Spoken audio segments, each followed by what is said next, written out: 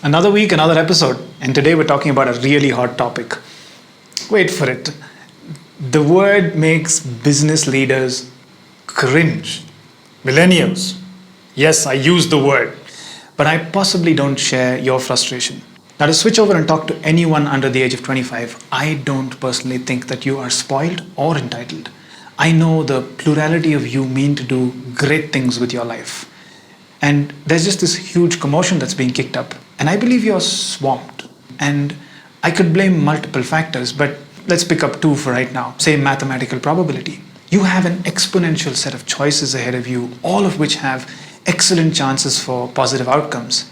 18 years ago, when I was in your position, I never had as many choices, less confusion. And your parents before me had even fewer choices, even less confusion. Then think about just the definitions of success. The vast amount of information that we have access today is fundamentally a positive. But the fact that you have access to millions of different definitions of success is confusing. And social media or media aren't necessarily helping. They're throwing too many of these around. And these two factors and a few dozen more are why I think companies are having a massive problem and they're not addressing it like they should be. Now I can talk about this for a few hours, but I have a better option. I want to take you behind the scenes at Lazaro, and I want to give you a glimpse of what we are doing to address this situation. On today's episode, we'll be talking to a very spirited young lady. Hi, Aroushka. Stick around.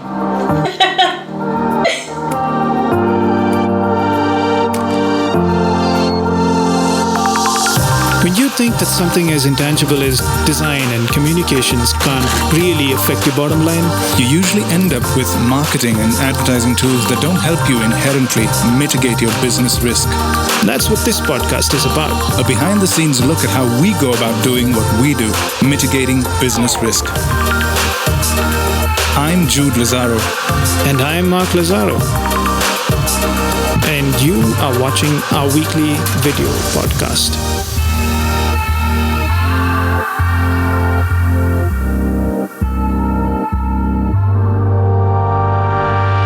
What? So in terms of today's topic, I'm the millennial in reference. Hello. According to Goldman Sachs, I'm a millennial. Yeah. It is contextualized to both of us. It's contextualized to a problem that the world seems to be confining to this random, statement when they're not doing anything about it. The first thing I want to tell you is I don't know what the show is about, to the extent that she's prepared all the show notes. I've just got a copy of the show notes here and I'm following along. So I'm actually technically on her show today. So Aroushka, tell us a little more about yourself. I'm sure there are a lot of things that define me. Right. But in terms of what I wake up for in the morning, I am a designer. When I say that I'm a designer, the immediate question is, what kind of designer are you? And they want me to respond to that saying, hey, I do industrial design. Classify yourself. Yeah, they want me to classify myself. That's something I absolutely can't do because I have been someone who's worked in a lot of different fields. I come from a lot of different places. And that started out from school to how I approach my education in college to how I work to this day at Lazaro. So I grew up with absolutely no exposure to design. Yes, I saw it all around me, but I didn't know that it was a profession, that there was schools that offered me an education in design. I had no idea of that at all. I didn't grow up in a family of designers or artists or anything like that. My only exposure to it were probably the billboards that I saw and the ads that I saw on TV or the films that I watched. Almost towards the end of my schooling, I started painting. And I think one of the only teachers, or only few teachers who really influenced me were my art teachers who taught me how to paint. They started getting in all these different books of varied artists into the classroom, and I didn't know that I had the skill to get into something like this, but I knew that there was a feeling and like a calling to explore this space.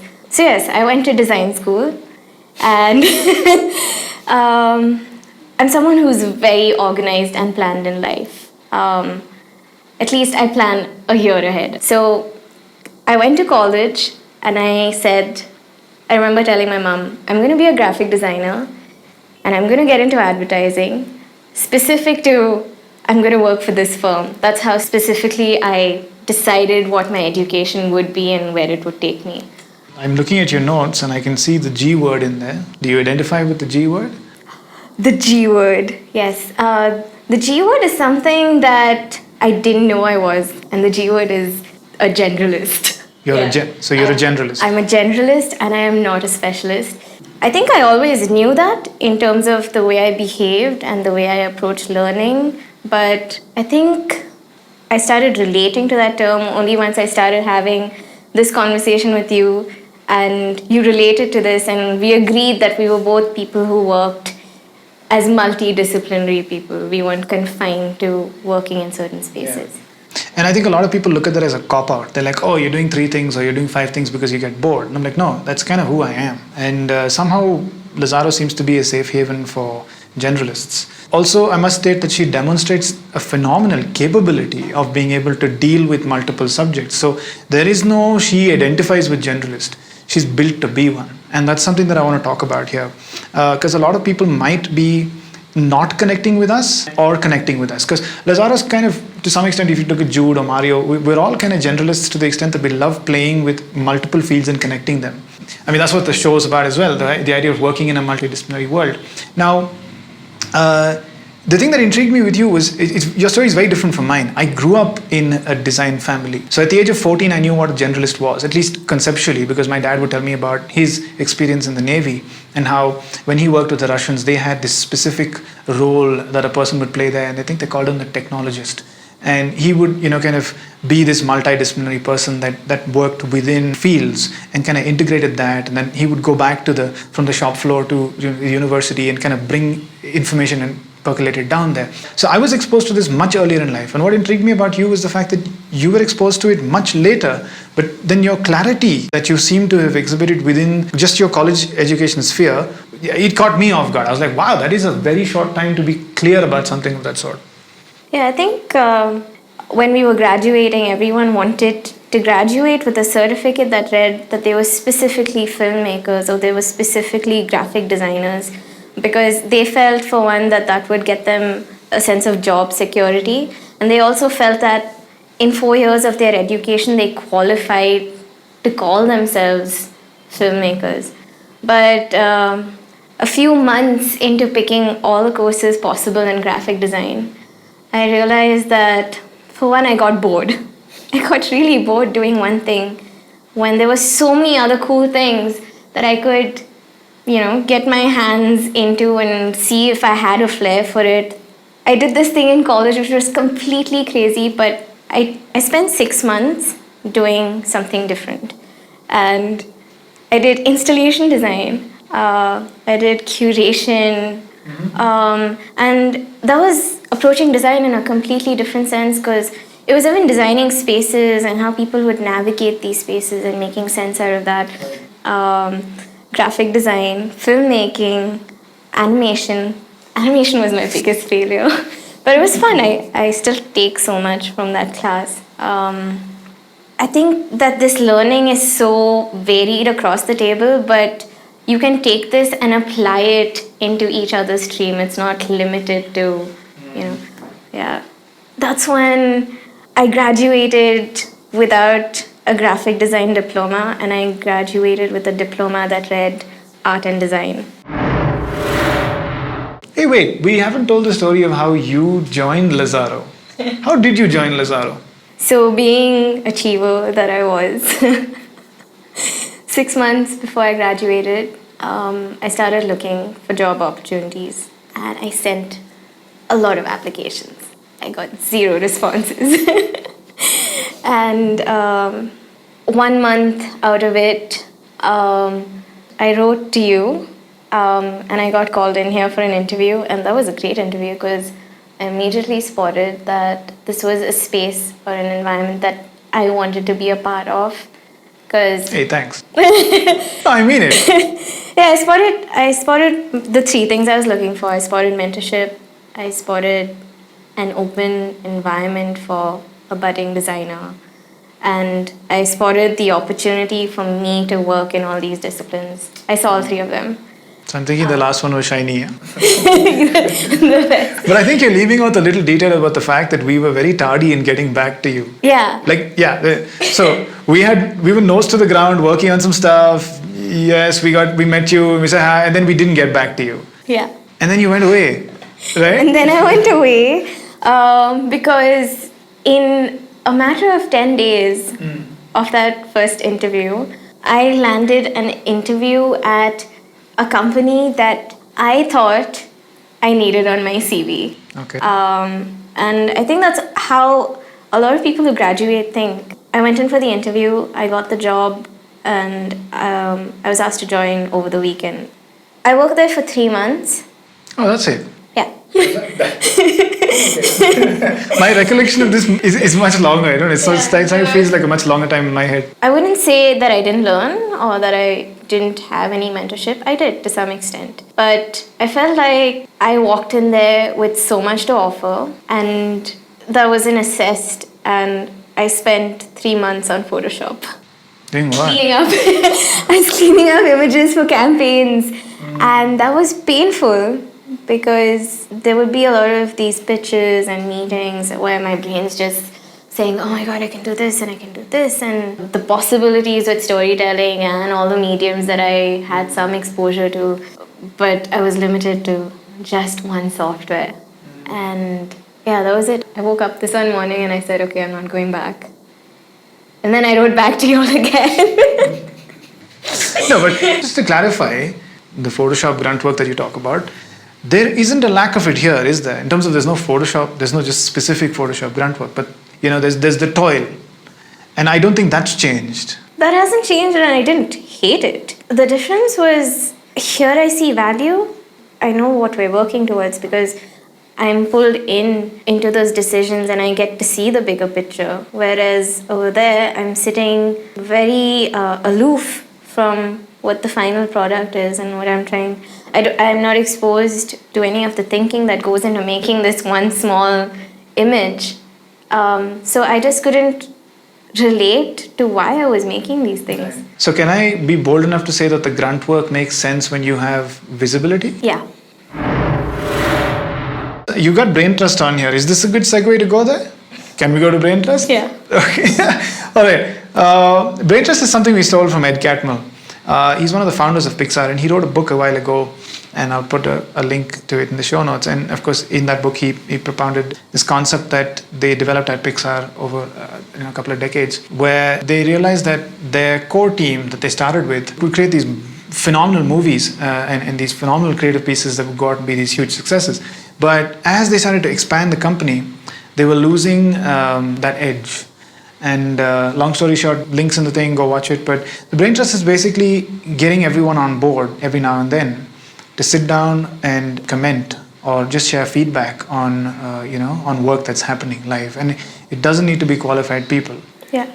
We work with quick feedback sessions. That's something that's helped me feel a little less frustrated. It's helped me work faster, solve a lot of problems, and not solve them on my own. Whenever we do work on any project, it might be something as small as a poster, and there'd be times where I'd be sitting on it for like an hour, and there's something that's irritating me that is not working, and I've spent a lot of time. It's got me frustrated because I felt that I had the learning and the knowledge and I should be able to solve this on my own.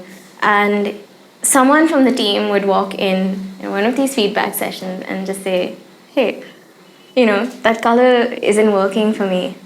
And then I tweak it and I realize that was what it was. But me sitting there trying to spot that on my own would have been something that I would have ultimately not spotted at all if I didn't call someone in.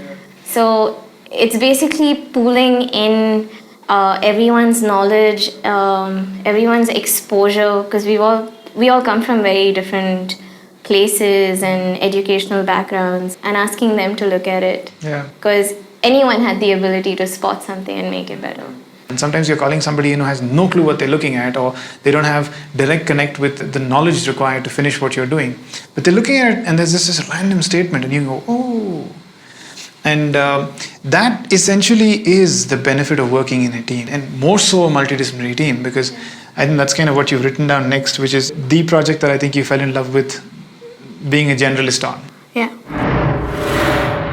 Yeah, so for the longest time, I got to plug in very small spaces and then step back. I didn't realize the impact of working in many spaces and it all coming together to form this very cohesive product till I got working on Bagpack.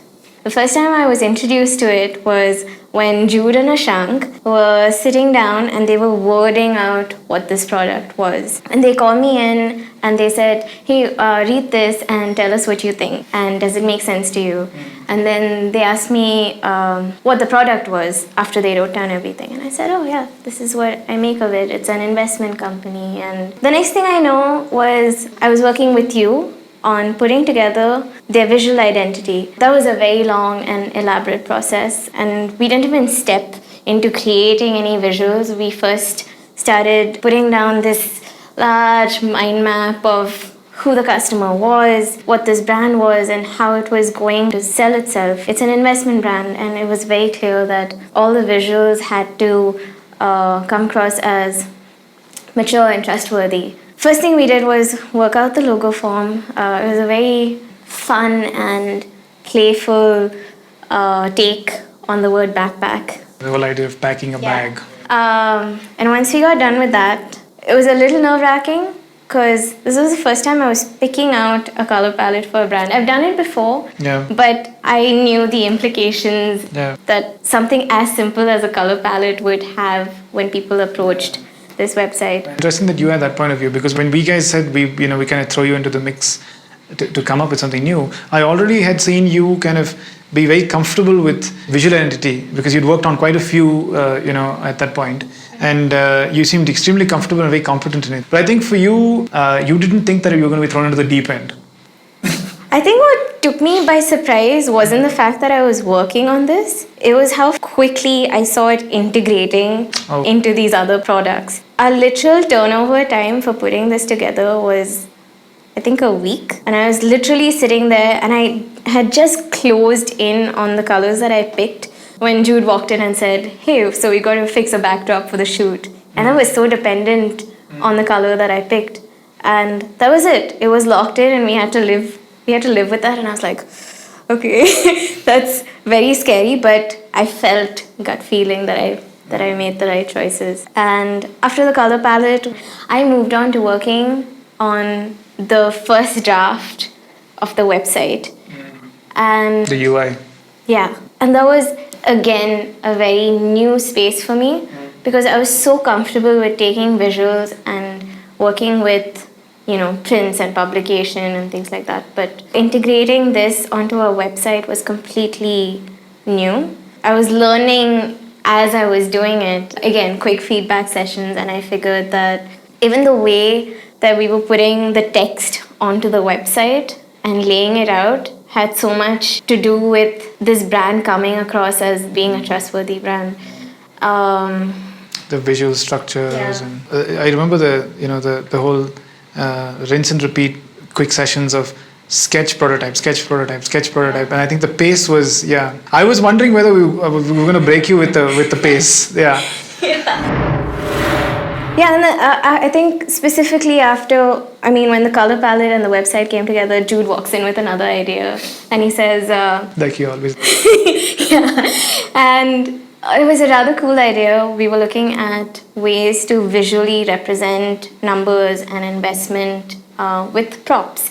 And there were 3 ideas on the table. No, there were 2. And there were 2 ideas on the table. One were these cylinders filled with ping pong balls.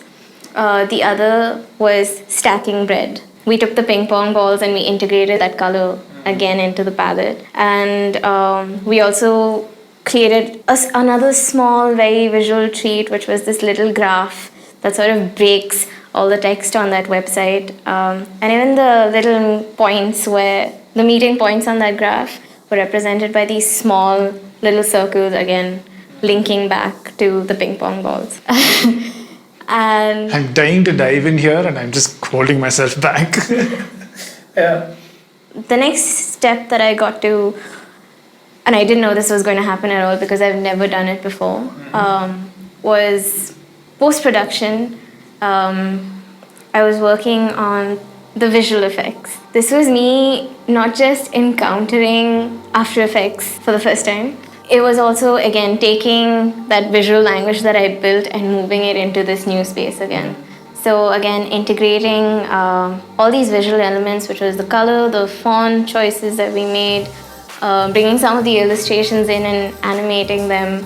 So I got to work on the films as well.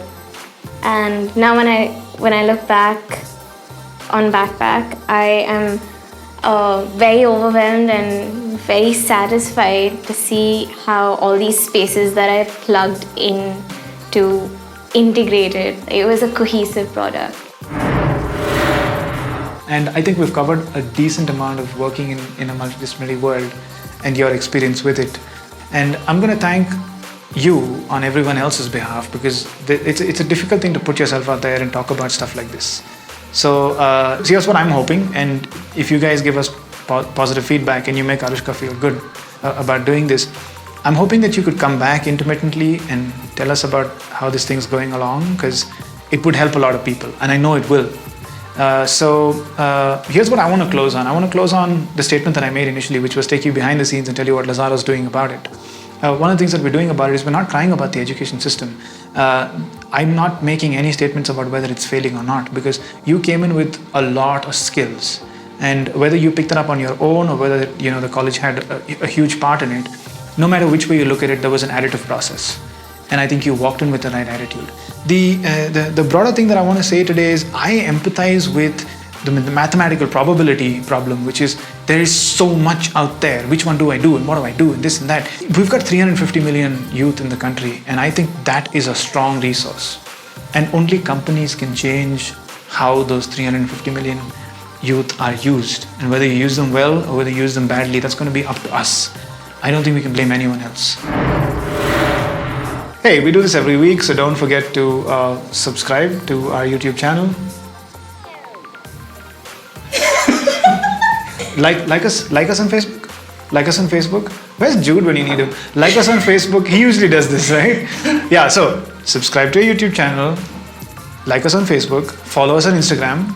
She does a lot of stories, so you get to know Hilarious stuff we get up to and the serious stuff. Actually, there's a lot of serious stuff, and then there's like these sprinkles of stupidity. He does a lot of that. Hi, Mario. Hi, Mario. Let's do Mario. Cut! Is it done? Is it done? Done! Cut!